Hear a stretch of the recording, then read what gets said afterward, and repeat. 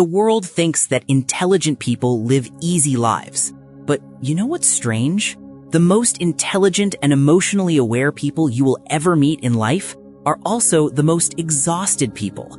And it's not because of too much work, it's because of too much thinking. They replay conversations that ended hours ago over and over in their heads. They wonder whether that friend's short reply meant something or not. They rehearse conversations that never even happen. They stay up late at night, not because something went wrong, but because their mind refuses to stop asking what if. And here lies a psychological paradox. The people who do this the most are often the most intelligent, the most empathetic, and the most emotionally aware. The very same cognitive habit that makes someone thoughtful, careful, and empathetic is the same habit that quietly drains them. So today, we will explore the psychology of overthinking, what is actually happening inside their minds, where this pattern comes from, and what it reveals about those people. First, let's understand what science says about this. Psychologists call it maladaptive rumination. It is the mind's tendency to keep returning to the same worry, the same what-ifs, the same unresolved moments, without ever reaching a conclusion. And research from institutions like Stanford and Harvard consistently shows that people who ruminate don't do so out of weakness. They do it because their mind is operating at a very high level of sensitivity. It is always scanning, always looking for patterns, always trying to understand things before they happen. The problem is not intelligence. The problem is that the mind never receives a signal to stop. Now let's talk about what is physically happening inside the skull when this occurs. There is a region in the brain called the prefrontal cortex. This is the area responsible for analysis, planning, self-reflection, and decision-making. In people who overthink, this region stays unusually active, even during rest, even during sleep. At the same time, something called the default mode network, essentially the brain's background processing system, produces a constant inner monologue. The result? A mind that never fully goes offline, that is always drafting, always auditing, always preparing for something. Even when the body is completely still, the brain is running at full speed. And here's another complicated piece. Dopamine is involved in this too. Your brain releases dopamine during problem solving, the chemical linked to reward and pleasure. Imagined problem solving counts too. So when an overthinker runs a scenario in their head, analyzes every possible angle, rehearses every possible outcome, the brain is being chemically rewarded simply for the activity of thinking itself, not for finding an answer, just for the process. That is why telling someone to just stop thinking is the most useless advice in the world. The brain has a biological incentive to keep going. You are essentially asking someone to move away from the very thing their own nervous system is rewarding them for. But where does this pattern begin? Because most overthinkers were not born this way. For most people who struggle with this, the roots lie in childhood. Think about what it feels like to grow up in a place where things felt unpredictable, where a parent's mood could shift without any warning, where the consequences of making a mistake felt enormous, where love or approval felt conditional on performance. In such an environment, a child's mind does something incredibly logical. It starts thinking ahead. It starts anticipating.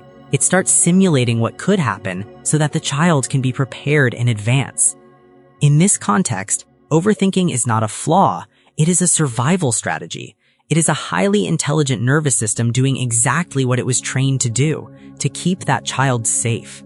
The tragedy is that most overthinkers carry this strategy into adulthood, long after the original danger has passed, long after there is nothing left to protect. Now, not all overthinking is the same. Psychologists identify two distinct types, and the difference between them is very important.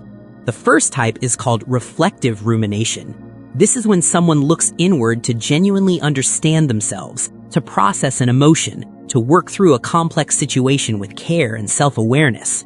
When this type is balanced and healthy, it is actually a strength.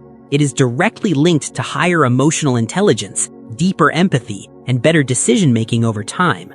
The second type is called brooding rumination.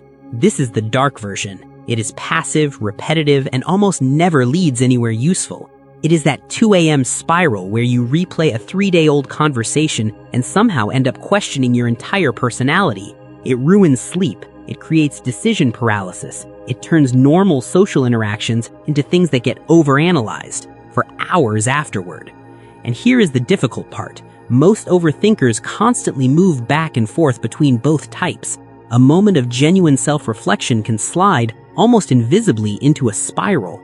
And because the thinking feels productive, because the mind is actively engaged, it becomes very hard to notice when you have crossed from healthy processing into something that is quietly draining you. Cognitive psychologists call this the illusion of mental progress. The mind feels like it is solving something, but it is actually just looping. There is something that research reveals which may genuinely surprise you. A landmark study published in the journal Psychological Science found that people who report high levels of rumination also score significantly higher on measures of cognitive empathy, the ability to understand, anticipate, and feel what another person is thinking or experiencing. Overthinkers are, on average, more sensitive to social nuance, more aware of how their words land, more attuned to what is not being said in a conversation, more capable of holding multiple perspectives at once. The very same engine that makes overthinking so exhausting is the same engine that makes these people extraordinarily perceptive. They notice things others miss. They feel layers of meaning in situations that others pass through without a second thought. But this is the tension these people live in every day. Perception without resolution is exhausting. The more they think, the harder clarity becomes, because at some point, the mind has nothing useful to do with all that information, and yet it keeps processing anyway. So what actually works? What does psychology say for those who genuinely want to break this cycle?